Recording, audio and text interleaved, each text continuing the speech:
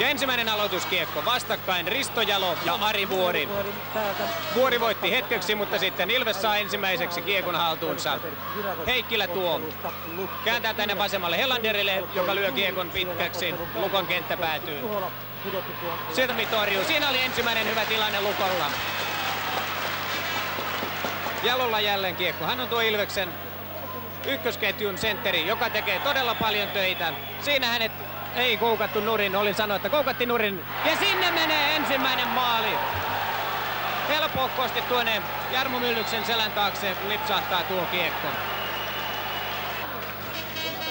Siellä ilmeisesti Heiskanen naisteli vastustajan kanssa sen verran, että Juhola katsoi, että tilanne täytyy pitää hallinnassa. Aloitetaan uudestaan. Ari Vuori Lukolta. Vuori voittaa aloituksen. Hämäläinen. Siellä kaatuu Ilveskin, mutta siinä ei ollut mitään. Kuusista laukaus ja maali!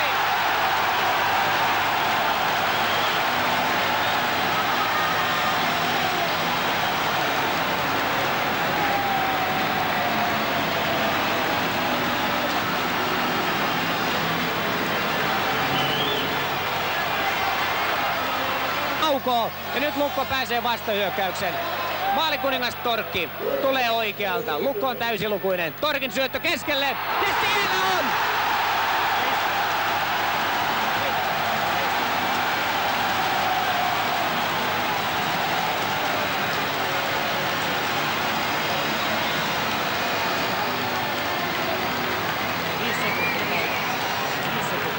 Niin kuin kuuluukin. Ilveksen peli hieman kangertelee. Siellähän tupsukorvat törmäilevät toinen toisinsa. Hämäläinen keskelle. Ja maali!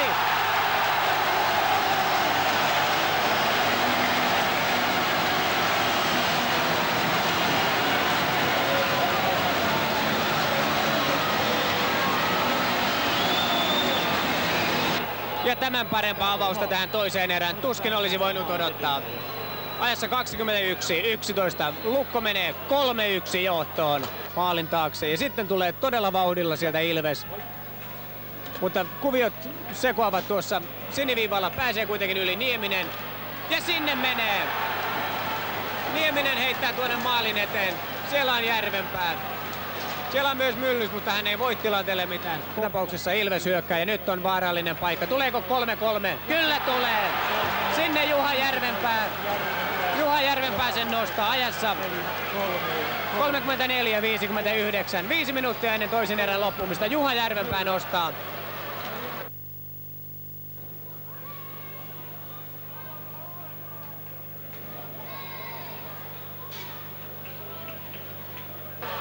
Sitä yrittää Lukkokin. Heiskanen, Tommila karvavat siellä kovasti ja Hämäläinen tuo kiekon maalin eteen laukoo. Ja Heiskanen tekee maalin!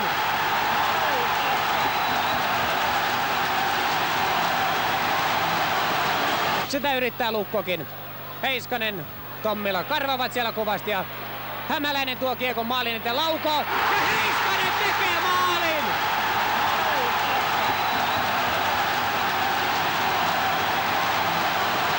Varmasti pitkää kiekkoa tuolta. Torkki saa kiekon, syöttää keskelle. Salo kuitenkin pelastaa Ilveksen melkein varmalta näyttäneestä maalista. Myllys iskee kiekon reunukseen. Ilves hyökkää vielä keskelle. Erittäin vaarallinen paikka jäi hiukan ohi. 5 sekuntia ennen ottelun loppua. Tuo laukaus menee ohi ja Lukko voittaa.